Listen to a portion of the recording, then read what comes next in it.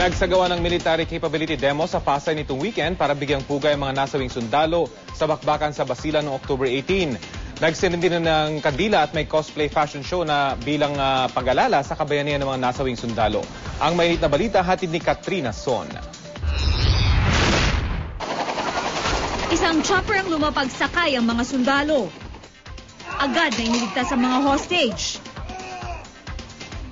May sniper rin na umakyat sa bubong ng katabing establishmento. Bahagi ang mga tagpong ito ng isang military capability demo sa isang mall sa Pasay. Support our troops, a tribute to the fallen soldiers ang tema ng military simulation event na ito.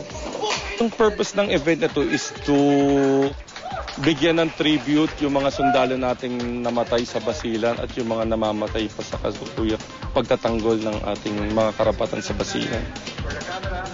Sinundan ito ng isang cosplay fashion show na nagpapakita ng iba't ibang kasuotang pangdigma. May makikitang nakabahag. Meron ding naka-straw hat. May gumaya pa kay Che Guevara na tinuguri ang El Comandante ng Cuba. There's a soldier in every person kasi. Papatikim ng Milsim Association of the Philippines yung buhay sundalo, yung actual combat without the actual threat of dying talaga. Nagtapos ang programa sa pag-alala sa 19 na sundalong namatay sa pakikitigma sa Basilan kamakailan. Nakakagaan ng loob kasi na-appreciate nila yung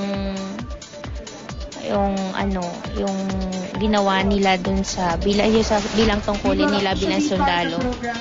Ang kapatid naman ni Second Lieutenant Jose Del Pinque na si Second Lieutenant Erin Ke, nagpahatid ng mensahe sa kanyang yumaong kapatid.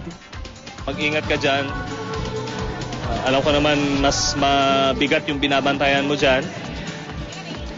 At saka someday naman magkikita rin kami. Nagsindi din ang mga kandila na pinaanod sa Manila Bay. Ito raw ang magsisilbing simbolo na ang kanilang kabayanihang ginawa ay patuloy na umaalab sa puso ng bawat Pilipino. Katrina Son, GMA News.